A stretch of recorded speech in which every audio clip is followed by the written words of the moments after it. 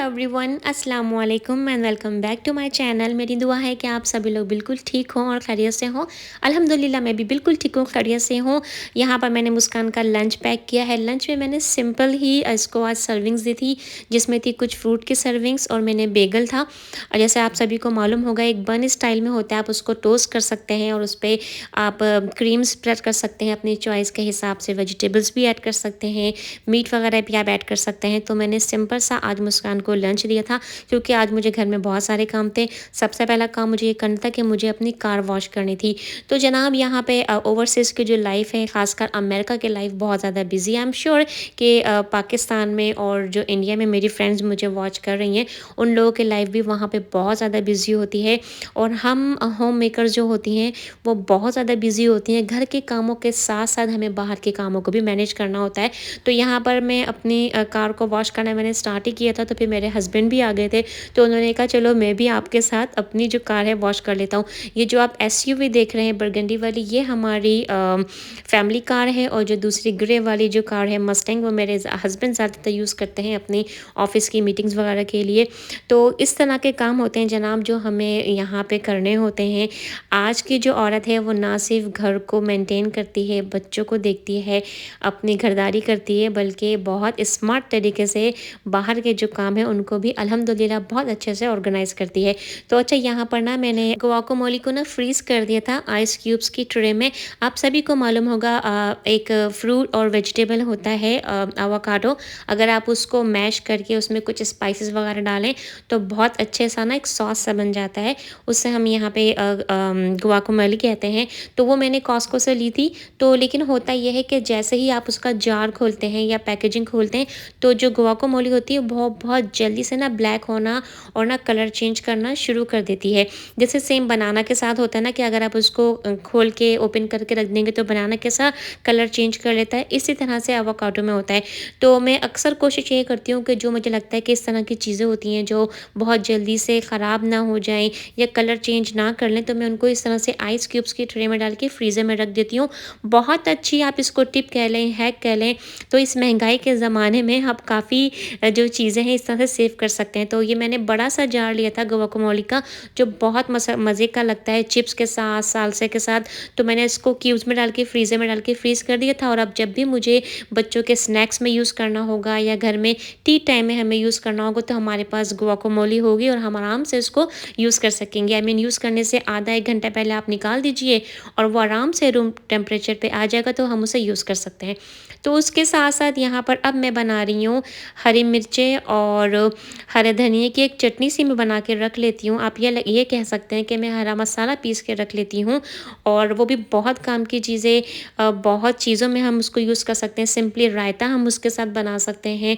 और इसके अलावा जब कुछ सालन ऐसे होते हैं उसमें भी हमें हरे मसाले की ज़रूरत होती है।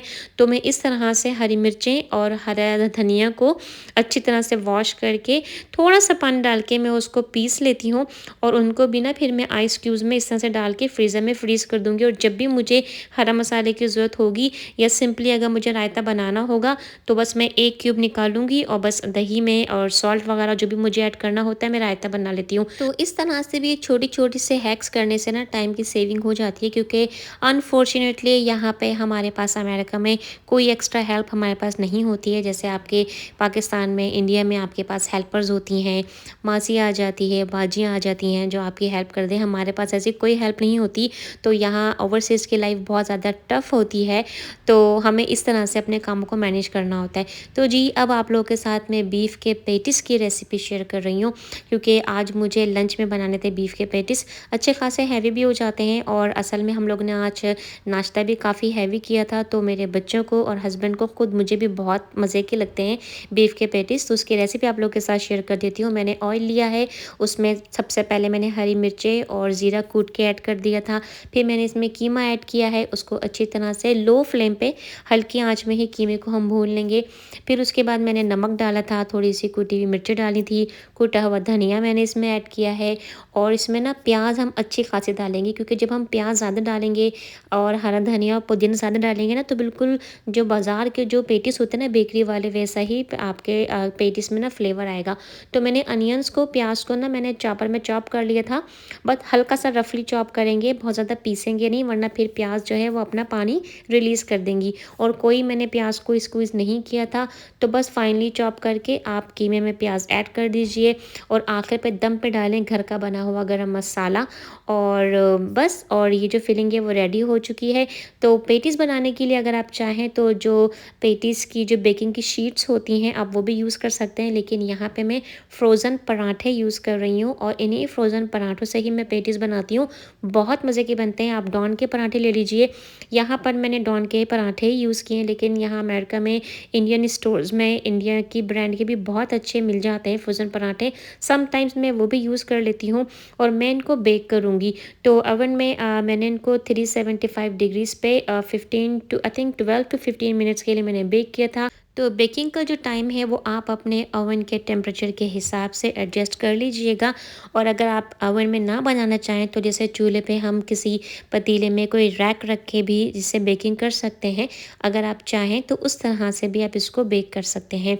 तो अच्छा, फिलिंग जो है वो समटाइम्स मैं चिकन की भी बनाती हूँ और समटाइम्स मैं सिर्फ जो हमारे पास आलू होते हैं, जिससे हम आलू का जो भरता वगैरह बनाते हैं आलू के पराठों के लिए, समटाइम्स मैं उसकी भी फिलिंग बनाती हूँ। उस फिलिंग स्केप से भी आप इस तरह के पेटीज़ बना सकते हैं। बहुत मज़े के पेटीज़ बनते हैं।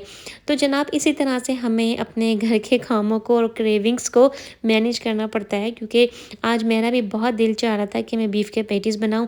अब पाकिस्तान वाले मज़े तो हमारे पास यहाँ पे है नहीं कि अगर किसी भी मज़ेदार सी चीज़ को खाने का दिल चाह रहा है तो हम बेकरी जाएं और मज़े मज़े की चीज़ें वहाँ से ले आएँ।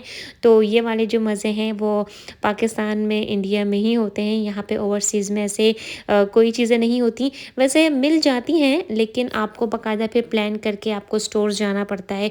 तो आने जाने में ही इतना समटाइम्स टाइम लग जाता है। तो फिर हम सोचते हैं कि क्यों ना हम घर में ही बना लें। तो वैसे तो यहाँ पे अमेरिका की लाइफ सबको बड़ी अट्रैक्ट करती है और बहुत सारे लोग जो हैं वो अमेरिका आना चाहते हैं। तो ज़रूर आइए, लेकिन आने से पहले ख़ुद को पूरी तरह से तैयार करके आइए कि जब आप यहाँ पे अमेरिका आएंगे या फिर किसी और भी ओवरसीज़ कंट्री में जाएंगे तो आपको ये सारे काम खुद करने पड़ेंगे। आपके पास कोई एक्स्ट्रा हेल्प नहीं होगी और फिर आपको अपनी कंट्री की बहुत याद आएगी। मज़े मज़े के खाने आपको बहुत याद आएंगे। तो जनाब, यहाँ पे मैंने पेटीज़ एंजॉय किए थे, चाय मैंने मज़ेदार से बनाई थी और चाय एंजॉय की थी। और इस टाइम तक असर की नमाज़ का भी टाइम हो गया था, असर की नमाज़ अदा कर ली थी। चाय के मैंने बर्तन भी धो के रख दिए थे और जो हरे मसाले की जो मैंने आइस क्यूब्स की जो ट्रे मैंने फ्रीज़ करने के लिए रखी थी वो भी फ्रीज़ हो गई थी। तो ये वाला हैक भी है, बहुत काम का। ये छोटी सी टिप है लेकिन बहुत काम की है। अक्सर रमज़ान में मुझे काफ़ी हेल्प हो जाती है इस तरह की चीज़ें फ्रीज़ करने के लिए। और माशाल्लाह अब तो रमज़ान भी बहुत ज़्यादा करीब है। देखा जाए तो कुछ टाइम के बाद भी माशाल्लाह से रमज़ान भी आ जाएंगे। और मैं तो आप सभी लोगों की तरह से हर साल बहुत एक्साइटेड होती हूँ रमज़ान को लेकर, और आप लोगों के साथ इंशाल्लाह रमज़ान में भी अच्छी अच्छी मज़े मज़े के डिशेस भी शेयर करूँगी। लेकिन अभी मैं बना रही हूँ रात का खाना और उसमें मैं बना रही हूँ आलू मेथी कीमा। उसकी रेसिपी भी आप लोगों के साथ शेयर करती हूँ। तो मैंने ऑयल लिया है, उसमें मैंने अनियंस डाली हैं और मैंने उस अनियन के साथ ही मैंने छोटे छोटे से आलू स्लाइस करके डाल दिए थे।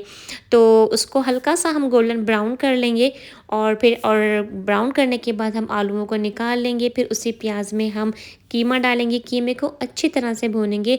जब तक भूनेंगे जब तक हम कीमे का अपना पानी ख़त्म नहीं हो जाता, पूरा ड्राई नहीं हो जाता।